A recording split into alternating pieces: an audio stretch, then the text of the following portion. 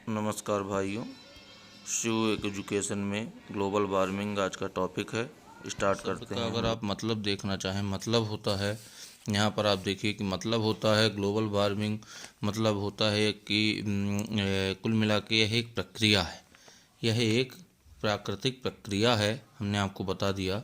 Global मतलब होता है ग्लोब, मतलब होता है पृथ्वी, और वार्म मतलब होता है गर्म होना। मतलब पृथ्वी के गर्म होने की प्रक्रिया ग्लोबल वार्मिंग कहलाती है। पृथ्वी के गर्म होने की प्रक्रिया क्या कहलाती है? ग्लोबल वार्मिंग कहलाती है। फिर यहाँ से देखिए, सूर्य का प्रकाश पृथ्वी के वायुमंडल को पार करके पृथ्वी से टकराकर वापस जब जाता है, जिससे कुछ मात्रा में किरणें वायुमंडल के निचले परत को पार नहीं कर पाती हैं, और इस कारण पृथ्वी का तापमान बढ़ जाता है। इसे ही ग्रीन हाउस प्रभाव कहा जाता है, ग्रीन हाउस इफेक्ट कहा जाता है। अब पृथ्वी की निचले परत को जो कुछ किरणें नहीं पार कर पाती हैं, जैसे यहाँ पर लिखा कि निचले परत को पार नहीं कर पाती हैं। अब इसके कई कारण हो सकते हैं। मुख्य रूप से उसका कई कारण कहा से मतलब कि इसमें कई गैसों का भी रोल होता है। जैसे आप यहाँ डायग्राम के माध्यम से आप देख सकते हैं, थोड़ा सा देख लीजिए, उसके बाद अपन बताते हैं कि कौन कौन सी गैसें इसके लिए उत्तरदायी होती हैं। हमने पूरा चार्ट आपके लिए तैयार कर दिया है, आप इसको एक बार देखेंगे, global warming green house effect, आपको बहुत अच्छे से समझ में आ जाएगा। यहाँ पर देखिए, तो यहाँ पर हमने बनाया कि जैसे सूर्य की रोशनी आई, पृथ्वी पे टकराई, ये अर्थ हो गई, ये अर्थ हो गई, और अर्थ पे टकराई, और जब वापस जाती हैं तो कुछ तो चली जाती हैं, लेकिन कुछ जो हैं तो ये निचली परत जो होती है यहाँ पर आके रुक जाती है, पृथ्वी की निचली परत में रुक जाती हैं। निचली परत इसको मतलब वापस बाहर जाने ही नहीं देती, और नहीं जाने देती है तो इससे क्या होता है कि जो यहाँ का टेम्परेचर होगा वो बढ़ जाएगा। स्वाभाविक सी बात है कि जब वापस से नहीं जा पाएंगे तो यहाँ का टेम्परेचर बढ़ जाएगा। यही ग्लोबल वार्मिंग है। यहाँ पर भी एक डायग्राम और हमने शो किया है कि ये जैसे अर्थ हो गई और ये सूर्य हो गई। जब ये यहाँ से किरणें पहुँची इस पे अर्थ पे, और अर्थ गर्म हो गई, अर्थ पे पहुँची, लेकिन यहाँ पे जो ये पार्थिव विकिरण निकले इसके, तो ये जो विकिरण इसके निकले हैं तो वो रुक गए हैं यहाँ पर, और रुक गए हैं तो आप देखिए इसी ये किरणें रुक गई तो इससे क्या होगा, इस अर्थ का टेम्परेचर जो है तो बढ़ जाएगा। बस यही क्या होती है ग्लोबल वार्मिंग। इसके लिए इसकी संकल्पना देखिए, सर्वप्रथम इसकी संकल्पना जोसेफ फोरियर ने प्रस्तुत की थी।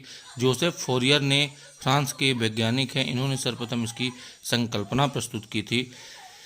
इसके अलावा इसके लिए जो हमने अभी चर्चा की कि इसके लिए कई कारण हैं, उन कारणों में मुख्य रूप से इसकी जो गैसें हैं उनके कारण उत्तरदायी कुछ गैसें होती हैं, वही इसका मुख्य कारण है। जैसे देखिए इसमें CO2, CH4 हो गई, CFC हो गया, साथ में जलवाष्प वगैरह हो गया, ये सभी इसके लिए उत्तरदायी होते हैं।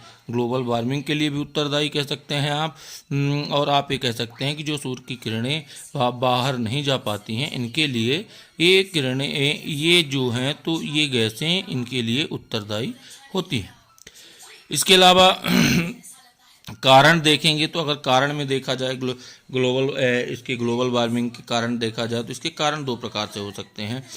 एक तो हो सकता है, दो तरह से आप इसको डिफाइन कर सकते हैं। अगर PSC मेंस वगैरह में आप लिखेंगे तब के लिए आपको ये मदद करेगा।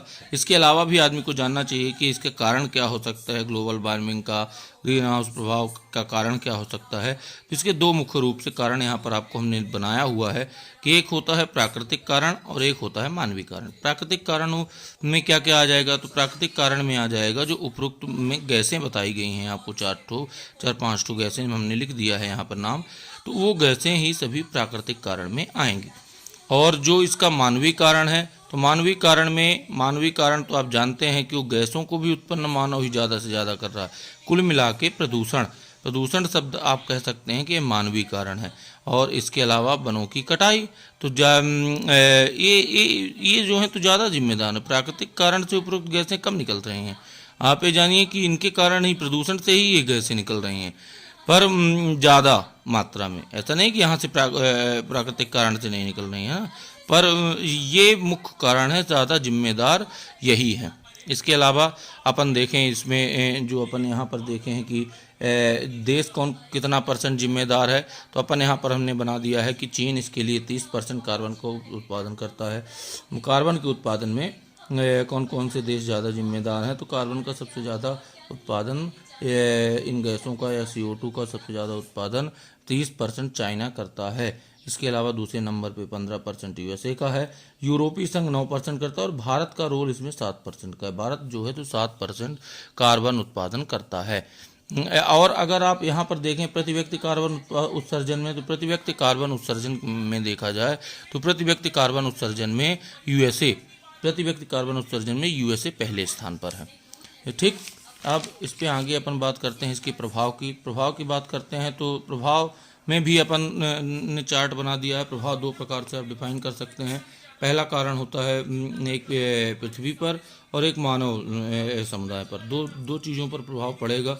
पृथ्वी पर सीधे प्रभाव पड़ेगा, तो पृथ्वी पर क्या प्रभाव पड़ सकता है, तो पृथ्वी पे प्रभाव पड़ेगा कि इसकी औसत तापमान में वृद्धि होगी, जलवायु में परिवर्तन हो जाएगा। जो बड़े बड़े ग्लेशियर हैं आप जैसे हिमालय वगैरह में, तो ये पिघलने लगेंगे। समुद्र तल, और जब ग्लेशियर पिघलेगा तो समुद्र तल में वृद्धि हो जाएगी, जल स्तर बढ़ने लगेगा और इन सभी कारणों से क्या होगा, मुख्य रूप से जैव विविधता का ह्रास हो जाएगा। दूसरा कारण इसमें देखेंगे मानव एवं जीव समुदाय पर। मानव एवं जीव समुदाय पर जो है तो देखेंगे तो पहला कारण आप देख सकते हैं रोग होगा, फिर भुखमरी फैलेगी। भाई मानवों में रोग होने लगेगा, भुखमरी फैलने लगेगी, बाढ़, सूखा, कृषि आदि इसके कारण हो जाएंगे। किस पर भी प्रभाव पड़ेगा, आवास पर भी प्रभाव पड़ेगा, ये सब इसके कारण हैं। इसके अलावा इस पे अब हम देख सकते हैं कि उपाय इसके लिए क्या क्या किए गए हैं। तो उपाय में अगर नज़र डालें तो उपाय में सर्वप्रथम आपको पता है कि 1972 में पहली बार 1972 में पर्यावरण से संबंधित एक संधि हुई थी। कब से कब तक हुई थी, तो ये 5 जून से 12 जून तक हुई थी और इसीलिए 5 जून को भी विश्व पर्यावरण दिवस मनाया जाने लगा। 5 जून से 12 जून तक एक संधि हुई थी 1972 में स्टॉकहोम में। इसे पर्यावरण सम्मेलन के नाम से भी जाना गया है। उसके अलावा 1992 में रियो पृथ्वी सम्मेलन हुआ। 1997 में क्योटो प्रोटोकॉल हुआ। उसके बाद यहीं से क्योटो प्रोटोकॉल से ही कार्बन क्रेडिट की अवधारणा सामने आई। फिर 2015 में पेरिस सम्मेलन हुआ, COP21, COP24 2018 पोलैंड में हुआ।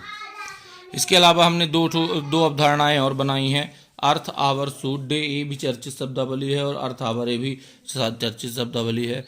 अर्थ आवर सूट डे क्या होता है? सूट डे क्या होता है कि वह दिन जब हम पूरे वर्ष का खाद्यान्न उपयोग कर लिए हैं। मतलब ऐसा है कि एक अनुमान, एक आंकड़ा तैयार किया जाता है कि एक वर्ष के लिए हमको जरूरी खाद्यान्न कितना है और उस खाद्यान्न को हम एक वर्ष में हमको उपयोग करना है। मतलब कि 1 जनवरी से 31 दिसंबर तक का खाद्यान्न हमने कितनी तारीख को उपयोग कर लिया है, वही कहलाता है अर्थ आवर सूट डे।